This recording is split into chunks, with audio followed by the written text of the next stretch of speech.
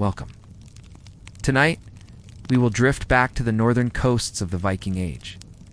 A world of fjords wrapped in mist, pine forests reaching down to the water's edge, and of ships that seemed almost alive as they cut through waves.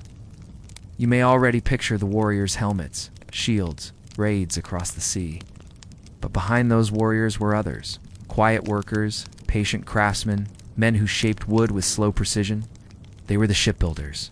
Without them, no voyages could be made, no raids undertaken, no sagas sung. In this journey, we will not focus on the clamor of battle. Instead, we will move gently, carefully through the lives of those who built the vessels themselves. We will walk through their daily labors, trace the story of explorers like Leif Erikson, explore the mysteries of Viking navigation, and end with a contrast between those who fought upon the sea and those who stayed behind to create the ships that carried them. As always, you are invited simply to listen, to imagine, or to drift away. The rhythm of history is steady, and like the slow rocking of a ship on calm water, it will carry you toward rest. Imagine a small fjord in Scandinavia, around the year 900. The morning air is cold, touched with the smell of salt and pine resin. The tide is low, exposing stones slick with seaweed. Somewhere nearby, you hear the dull, rhythmic sound of an axe biting into wood. This is where shipbuilders begin their work. The Viking longship was not an ordinary vessel. It was light, fast, and flexible, capable of gliding over shallow rivers or crossing open seas. To build such a ship required careful planning and years of skill passed down through generations. The builders began in the forest. Tall oaks were prized for their strength, while pines and spruces were used for planking. Cutting timber was no small task. Men rose early, carrying axes with broad iron blades. Each tree was chosen not only for size, but also for its grain. Straight trunk might serve as a keel. Curved branches were sought for the ribs. Nature itself provided the shapes, and the builders I recognized them. The work was deliberate. They felled trees in winter, when sap was low, to preserve the wood. Logs were hauled by sled or by oxen, dragged slowly down to the water's edge. At the shipyard, timbers were split and shaped. The sound of axes, adzes, and saws filled the air. The smell of fresh wood mixed with tar, which was brewed from pine roots and bark in clay pits. This tar was essential brushed onto seams to keep water from seeping in.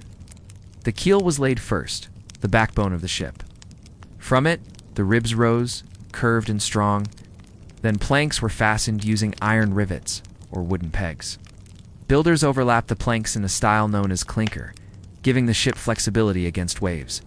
Imagine standing nearby, watching the slow rhythm of hands at work. One man hammers, another holds a plank, another stirs the pot of tar over a fire. Days pass in steady repetition. Meals are simple bread, fish, dried meat, ale, or thin beer. Children may wander by, watching fathers at work. The sea waits quietly, patient for the vessel that will soon ride upon it. The ship was not only a machine of war, it was also a family craft, a community effort. Villagers might contribute labor, wood, or iron. When complete, the vessel became a symbol of pride. Its prow rose high, sometimes carved with a dragon's head or serpent's curve. Its hull gleamed with tar, and yet for the builders it was also ordinary life. Tomorrow would bring more wood to cut, more tar to boil, more rivets to hammer. The rhythm continued, season after season, year after year. The ship would leave. It might never return. But the work of the builders remained, steady and unseen, beneath every Viking voyage. From the quiet shipyard, let us follow one ship to sea. It is here that another story unfolds, the story of Leif Erikson. Leif was the son of Eric the Red, who founded settlements in Greenland. What? Growing up in that far icy land, Leif inherited both his father's ambition and the skills of a seafarer. By the year 1000, he had already sailed widely, visiting Norway and hearing tales of new lands far to the west. Imagine him standing on the deck of a longship, the sails swelling with wind, the sea stretching endlessly around. To many, the ocean meant boundaries. To Leif and his crew, it meant possibility. The voyage to Vinland, believed to be part of North America, was not accidental. Earlier sailors had glimpsed strange shores with forests and grapes. Leif gathered men, provisions, and a sturdy ship, and he steered toward that horizon. Days at sea were slow, marked by the movement of the sun, the stars at night, and the sound of waves against the hull. Meals were salted meat, dried fish, and ale stored in barrels. Each man took his turn at rowing, steering, or watching the sea. Islands often stretched between them, broken only by creaking wood. At last, they saw land. Not the icy rocks of Greenland, but wooded hills and fertile ground. They called it Vinland, the land of wine. 4 wild grapes grew there. Leif and his crew built small shelters, explored rivers, and gathered timber. For them, it was not conquest, but discovery. They spent the winter, then returned to Greenland with news of what they had found. The sagas preserve this tale, though in quiet, matter-of-fact tones. No great battles, no dramatic storms. It's just men, a ship, and the steady courage to sail beyond what was known. As you imagine Leif's voyage, think of the shipbuilder's hand behind it. Every plank shaped in the fjord, every rivet hammered into place, carried those men across an ocean. The voyage of Leif Erikson was, in a way, also the voyage of the builders who never left home. How did Viking sailors find their way across such vast seas? This question has long puzzled historians. How the Vikings? The Vikings had no compasses. They did not draw maps as we know them. And yet they crossed from Norway to Greenland, from Greenland to North America, with remarkable precision. Part of the answer lay in the sky. The sun and stars were their guides. During the day, they watched the sun's position, estimating time and direction. At night, the North Star gave a steady point. But what about cloudy days, when the sun was hidden? Here enters the mystery of the sunstone. The sagas mention it briefly, describing a solar stone that revealed the sun's position. For centuries, this was thought to be legend. Then, archaeologists discovered crystals such as Iceland spar, which can polarize light. When held to the sky, even under cloud or twilight, such a crystal can reveal the hidden direction of the sun. Imagine a sailor on a gray morning, the sky heavy with clouds. He holds a crystal to his eye, slowly turning it until the light shifts. Quietly, he points there, behind the haze, is the sun. The ship continues, steady on its course. Other tools may have been used as well. Wooden sun compasses, markings carved into sticks, careful memories of landmarks and currents. But above all was experience. Generations of sailors learned the rhythms of wind, tide, and sky.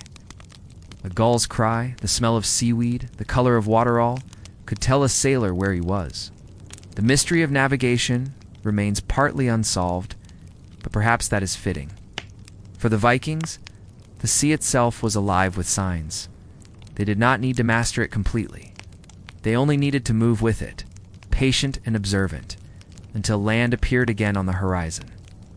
As ships were launched, they carried warriors across the sea. These men are often remembered traders with shields, armed with axes, seizing treasure from distant shores. Their lives were harsh, dangerous, and brief. But at home, the builders continued their quiet labor. While warriors risked death abroad, builders lived in rhythm with the seasons, shaping ships for others. They too endured hardship, cold mornings, heavy work, hunger, and lean years. Yet their hands left no sagas, only wood and iron, tar and toil. Imagine the contrast. Above deck, a warrior grips his sword, watching the waves for enemies. In the shipyard, a builder grips his adze, carving the smooth curve of a plank. One life is celebrated in tales, the other fades into silence. And yet neither could exist without the other. In this contrast lies the deeper truth of Viking society. The fierce voyages of the few were supported by the steady labors of the many. Ships bound their world together, from farm to fjord, from village to distant shore. For us, looking back, it is easy to see the warriors, harder to see the builders. But tonight, in this quiet reflection, we have brought them forward again, letting their steady rhythm be heard. And so, as our journey draws to a close, we return to the fjord. The ship lies ready, its hull dark with tar, its sail waiting to be raised. The builders step back, their work complete. Soon the warriors will board and the ship will glide into open water. But the sound of hammers, the smell of pine, the rhythm of shaping wood, these remain quiet and steady. History remembers voyages, discoveries, and battles. But behind them are hands at work, unseen and uncelebrated. The Viking shipbuilder, laboring by the fjord, made all of it possible. As you settle into rest, imagine the slow rocking of a longship on calm waters. Imagine the quiet of a northern night, broken only by the lapping of waves against the hull. The past drifts away, leaving you with stillness. May this calm carry you into sleep, steady as the tide, gentle as the passing of time.